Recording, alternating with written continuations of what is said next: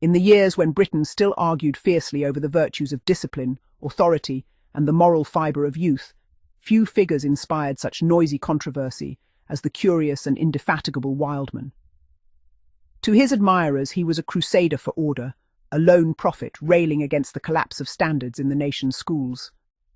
To his detractors he was a relic of an earlier age, marching stubbornly forward with a bundle of canes beneath his arm and Victorian certainties ringing in his ears.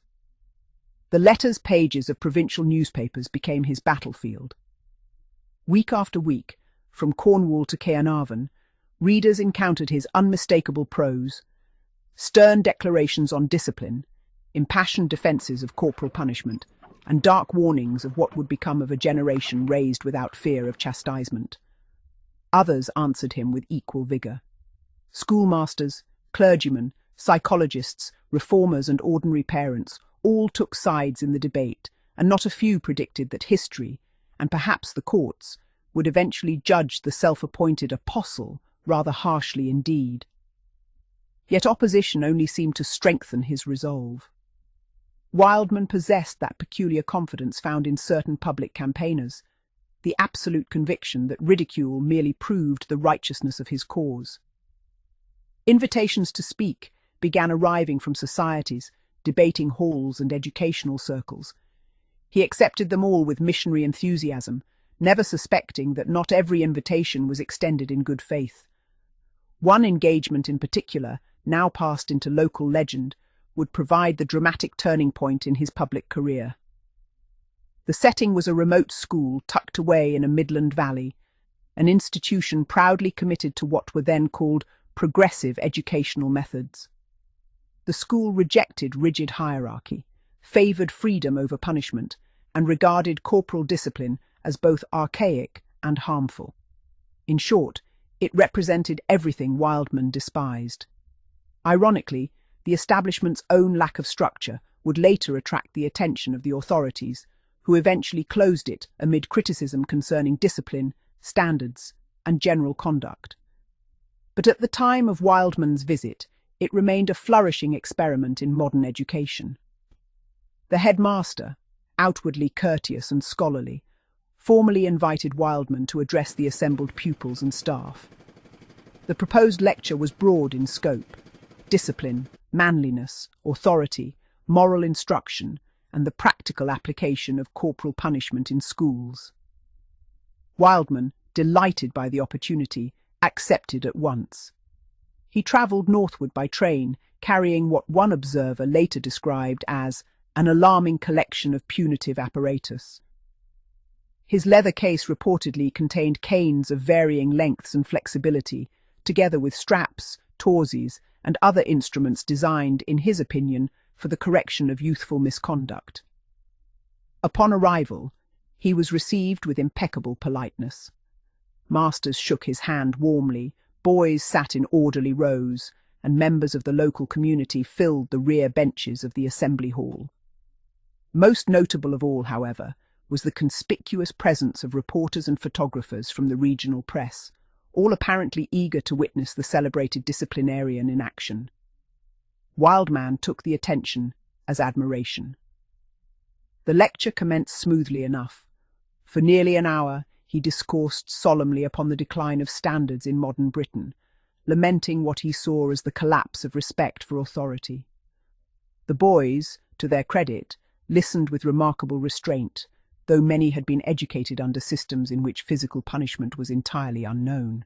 To them, his language of firm correction and healthy fear must have sounded like echoes from another century.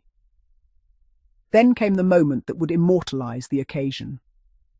Holding aloft one of his prized canes before the audience, Wildman declared with evident pride, "This is a fine cane for 6 of the best. All my canes, moreover, are antiseptic." No sooner had the words left his lips than the atmosphere in the hall changed with astonishing speed. As if responding to some unseen signal, several of the larger boys sprang from their seats. Before the astonished lecturer could react, they seized him, bent him over a nearby table, and held him firmly pinned. What followed was executed with alarming efficiency. A tall Indian student, described by one newspaper as athletically built and wholly unhesitating, stepped forward, took Wildman's own cane from the lectern, and administered a brisk and thoroughly energetic demonstration upon the unfortunate lecturer himself. Contemporary reports differed on the exact number of strokes delivered, but all agreed that the blows were neither symbolic nor gentle. When at last the bewildered disciplinarian was released, the hall erupted into uproarious laughter. Masters struggled to maintain composure, boys cheered openly, and several journalists reportedly abandoned all pretense of neutrality while scribbling furiously into their notebooks. The humiliated visitor, red-faced and spluttering with indignation, demanded an explanation. The headmaster, still maintaining perfect civility, calmly pressed £2 into his hand for travelling expenses. Wildman stormed from the premises in outrage. His next destination was the local hospital, where the duty matron was confronted by a most extraordinary scene. Bursting into the ward office, the aggrieved lecturer reportedly lowered his trousers and exclaimed in tones of moral catastrophe, "I've been beaten by boys." Unfortunately for Wildman, the matron proved no more sympathetic than his audience. Overcome by the absurdity of the spectacle, she is said to have laughed outright. Deeply offended, he departed once more in fury, threatening legal action against the school and all concerned. Cooler heads, however, apparently persuaded him that a public trial might produce consequences even more embarrassing than the original incident. The affair marked the effective end of Wildman's career as a public lecturer. Thereafter, he became considerably more cautious of enthusiastic invitations from educational establishments, especially those describing themselves as experimental or progressive. Though he continued to write letters and pamphlets defending corporal punishment, he never again addressed a public school audience. Meanwhile, the story spread across Britain with extraordinary speed. Local newspapers revelled in the delicious irony of the episode, while Fleet Street quickly transformed it into national comic material. Headlines flourished with merciless creativity. "Caning man canned," "Discipline expert gets taste of own medicine," "School crusader receives 6 of the best." For weeks afterwards, the incident was recounted in pubs, staff rooms, and railway compartments across the country. To many, it symbolised more than a practical joke. It represented a clash between two visions of Britain itself, one clinging stubbornly to hierarchy and punishment, the other mocking such traditions as absurd remnants of a fading age. And at the centre of it all stood Wildman, outraged, ridiculed, unrepentant, and for a brief moment at least, one of the most talked about men in the kingdom.